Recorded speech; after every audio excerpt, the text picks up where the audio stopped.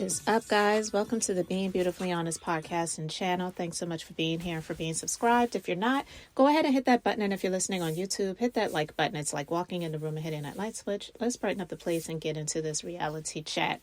I'm not even going to lie to you guys. I'm really kind of over the Real Housewives of Potomac, just like I'm kind of over, even though it is over, at least right now, the Real Housewives of Atlanta, because it's just really getting redundant and ridiculous. You've got Robin, who is now married to her ex-husband. Finally, they got remarried again after he proposed how many seasons ago?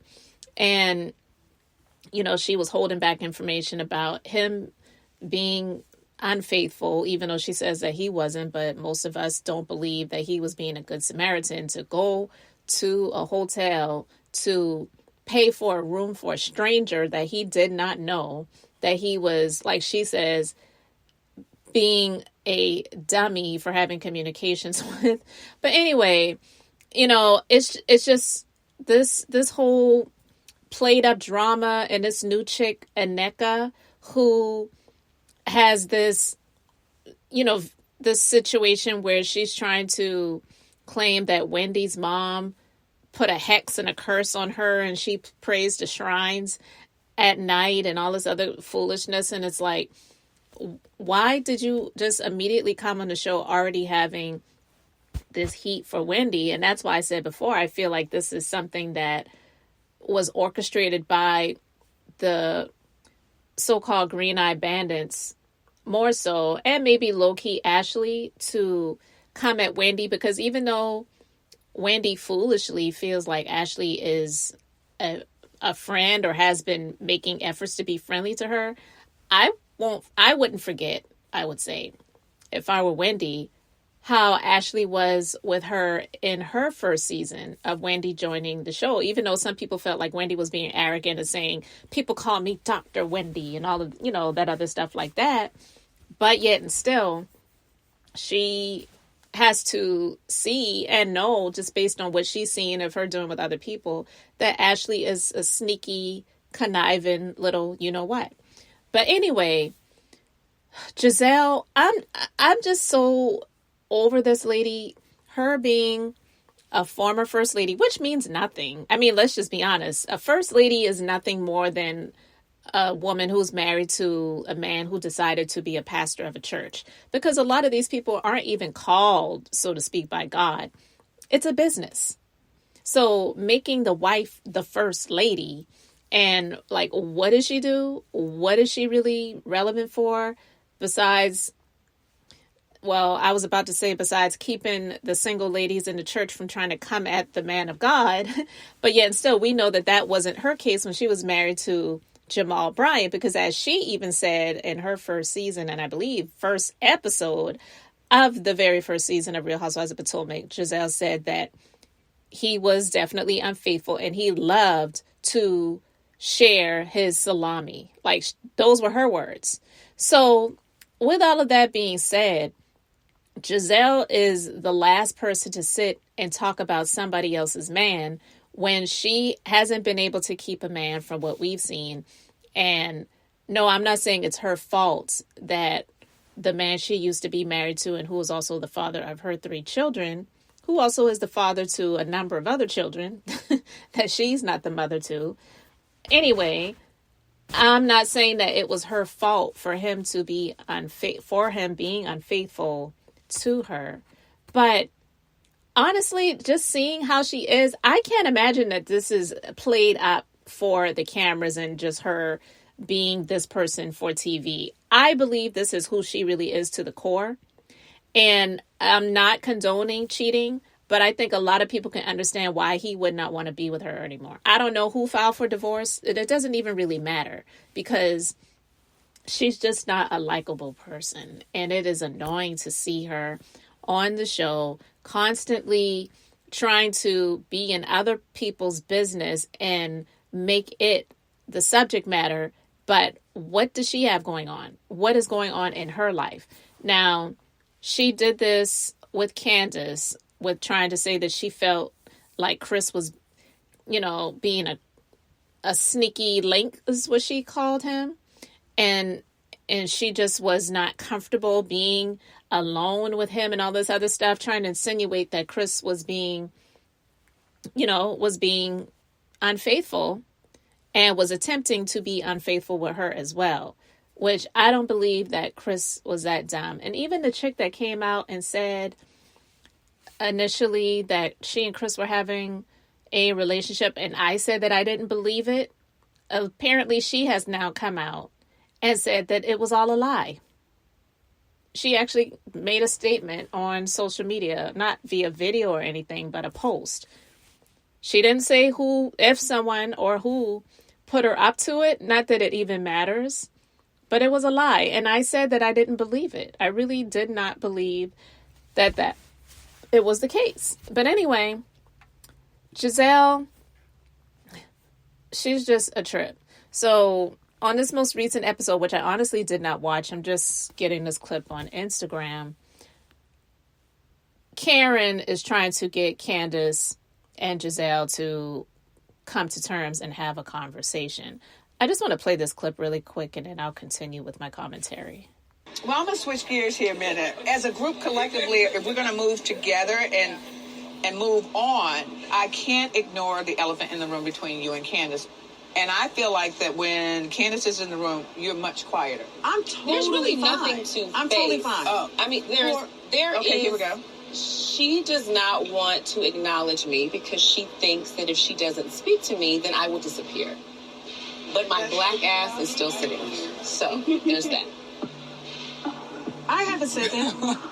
For my mental space and for the safety of me and my children, I choose not to participate in any capacity. But I believe it was my bonus children and my husband whose safety and reputation and just overall mental state were in disarray because of the things that she was saying. The end.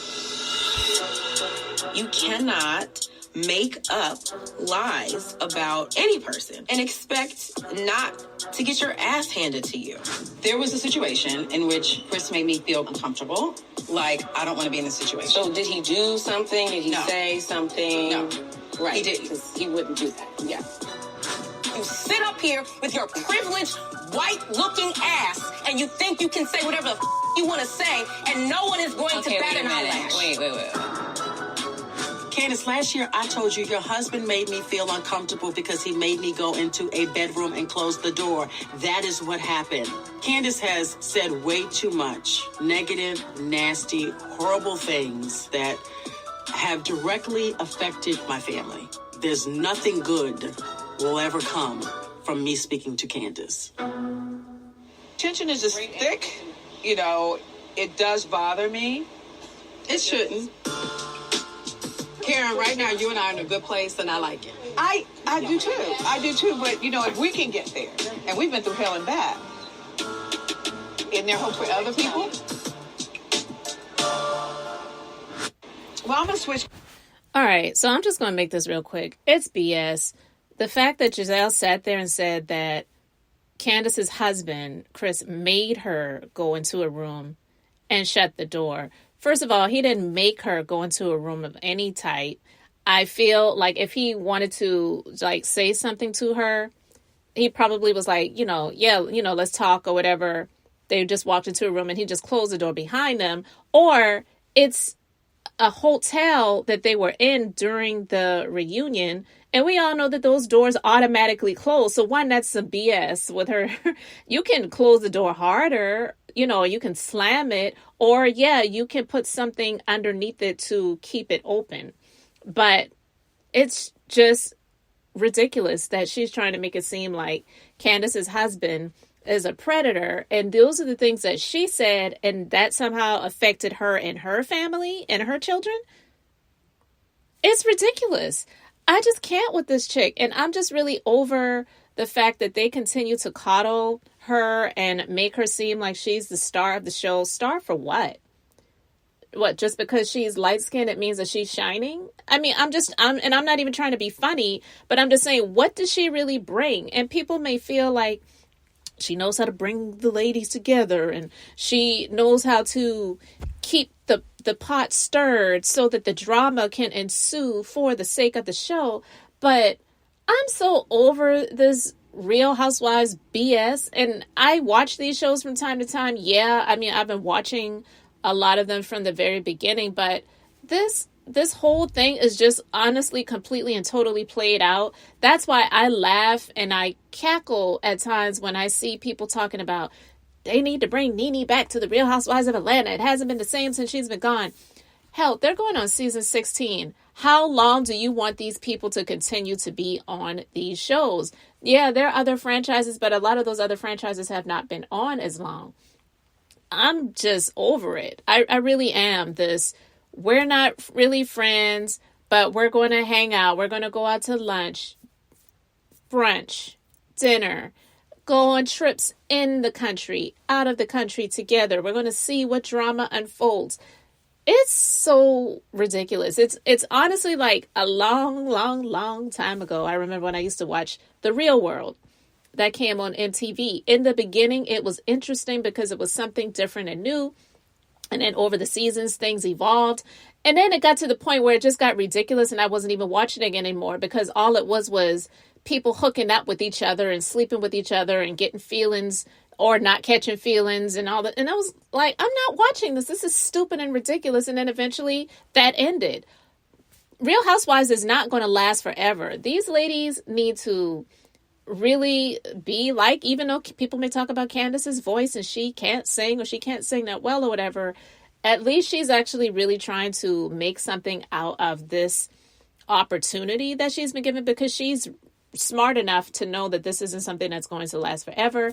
Karen, she has done her thing, much older woman, of course, but she's done her thing with evolving from just being a kept woman and wife to now being a career woman and business owner because she also realizes this is not going to last forever. What is it that Gizelle does? And I heard someone say something about her house that was like literally laugh out loud funny to me, where they were just like comparing, like, what does Gizelle have? She has like, they said, what was it? Like she had like a like a couple of mobile homes that were put together and she's doing all of these renovations and upgrades and whatever.